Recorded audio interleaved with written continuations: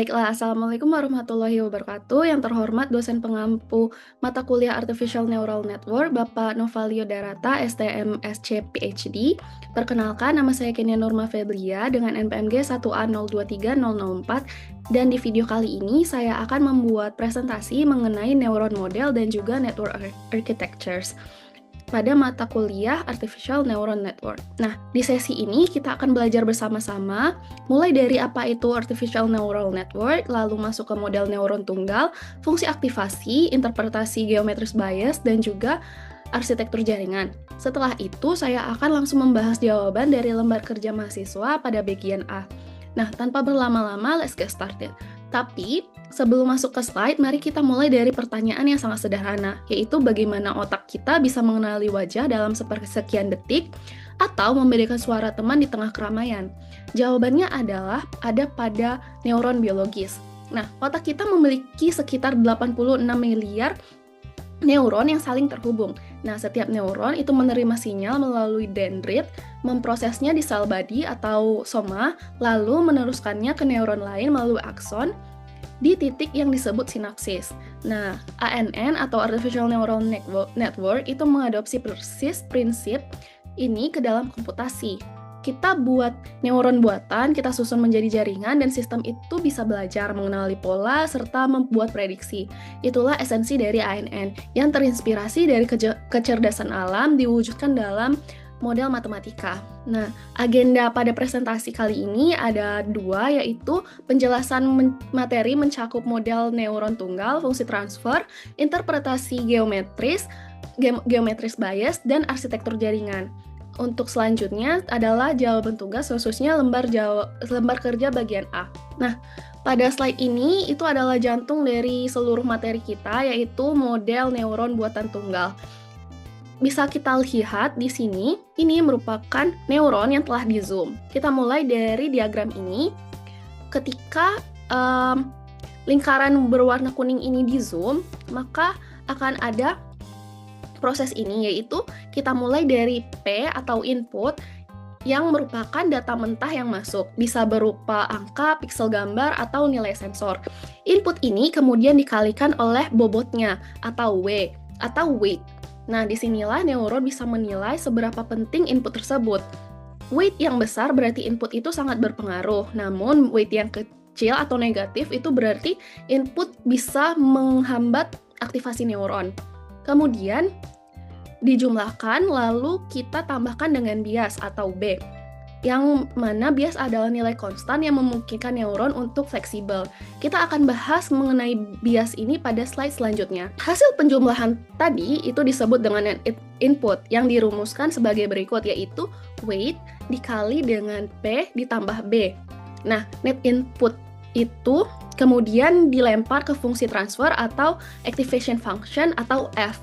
Nah, fungsi inilah yang menentukan output akhir dari neuron, yang mana adalah A sama dengan Fn sama dengan F dalam kurung W dikali P ditambah B. Nah, selanjutnya adalah fungsi aktivasi atau fungsi transfer. Ada 4 fungsi aktivasi yang perlu kita kuasai. Yang pertama ada hard limb, yang outputnya hanya 0 atau 1, yang cocok untuk klasifikasi binar. Kemudian ada pure line yang outputnya itu tidak terbatas, outputnya sama dengan input, yang berguna untuk regresi tapi sepenuhnya linear. Kemudian ada logistic yang outputnya continue di antara 0 dan 1 sehingga smooth dan differentiable. Ini merupakan tulang punggung dari hidden layer dan sangat cocok untuk merepresentasikan probabilitas. Kemudian ada tansik yang mirip dengan logistic tapi simetris di 0, range min 1 sampai plus 1. Intinya, kita harus memilih fungsi aktivasi yang sesuai dengan karakter masalah yang ingin diselesaikan. Kemudian, ini adalah bias atau interpretasi geometris bias. Bias sendiri sering dianggap sepele, padahal ia adalah enable representasi yang sangat krusial. Secara geometris, decision boundary neuron itu terjadi saat n sama dengan 0, yaitu di titik P sama dengan min B per W. Nah, tanpa bias, batas keputusan selalu terkunci di P sama dengan 0. Jadi, selalu melewati origin. Dengan bias, batas itu bisa bergeser ke posisi manapun yang dibutuhkan. Analoginya seperti lampu yang threshold-nya bisa diatur. Tanpa bias, threshold-nya selalu nol dan tidak bisa diubah. Namun dengan bias, kita bisa menentukan kapan lampu itu harus menyala. Jadi bias itu bukan sekedar menggeser origin, tapi ia juga membebaskan neuron untuk membuat keputusan di mana saja. Slide selanjutnya, setelah kita memahami satu neuron, bagaimana mereka bisa disusun jadi jaringan. Jadi ini adalah arsitektur dari jaringan saraf tiruan. Ada 3, yaitu single layer network, multi-layer network, dan juga recurrent network. Seperti namanya, single layer itu paling sederhana, jadi input langsung ke output dan cocok untuk masalah linear seperti perseptron klasik. Sedangkan multi-layer ada 1 atau lebih hidden layer yang mengekstrak fitur. Nah, dengan aktivasi non-linear, jaringan ini menjadi universal function approximator. Nah, kemudian ada recurrent network yang punya feedback loop dan juga elemen delay. Memberi jaringan semacam memori dan sangat cocok untuk time series, teks suara, contohnya recurrent neural network dan juga long short term memory. Satu slide terakhir yang penting sebelum jawaban tugas adalah notasi matriks untuk jaringan dengan R input dan S neuron. Input P berukuran R kali 1. Weight matrix itu W berukuran S dikali R.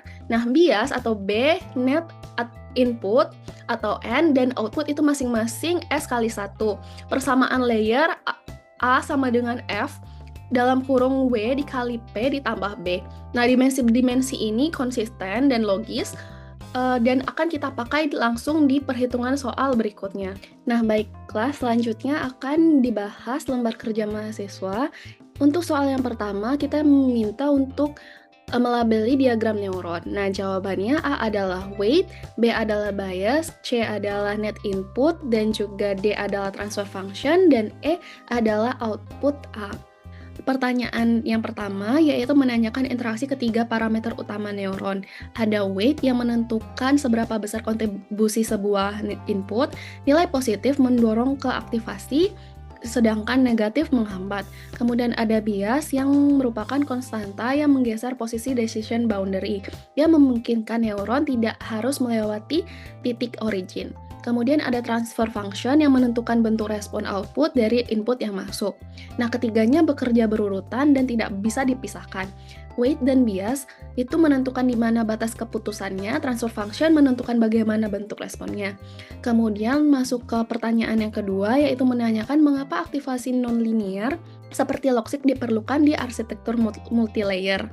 Jawabannya matematis, yaitu kalau semua layer menggunakan pure lin, berapapun layer yang ditumpuk, hasilnya selalu bisa disederhanakan menjadi satu transformasi linear tunggal. Nah, menambah layer jadinya tidak menambah kemampuan apapun. Sedangkan logic memecah batasan ini, ia menciptakan non-linearitas yang memungkinkan kombinasi banyak layer untuk mempelajari pola sekompleks apapun. Inilah mengapa jaringan multilayer dengan aktivasi non-linear disebut universal function approximator. Untuk pertanyaan yang ketiga, yaitu interpretasi geometris dari A sama dengan hard limb dalam kurung W dikali P ditambah B. Untuk bagian A dengan W sama dengan 1 dan B sama dengan 0, decision boundary di P sama dengan 0, maka grafik adalah fungsi tangga yang berpindah dari 0 ke 1 tepat di origin. Untuk bagian B, saat B diubah menjadi min 1, boundary baru di P yaitu min 1 dikali min 1 dibagi dengan 1 yaitu 1, maka grafik bergeser ke kanan satu satuan. Neuron bisa menyala pada P sama dengan lebih dari sama dengan 1. Nah, kesimpulannya bias positif besar menggeser boundary ke kiri, jadi neuron lebih mudah aktif, sedangkan bias negatif besar menggeser ke kanan, jadi lebih sulit aktif. Kemudian pertanyaan selanjutnya adalah membandingkan dua arsitektur besar dalam konteks data temporal. Nah, feed forward itu mengalihkan informasi satu arah tanpa memori. Setiap input diproses independen, jadi cocok untuk data statis seperti klasifikasi gambar.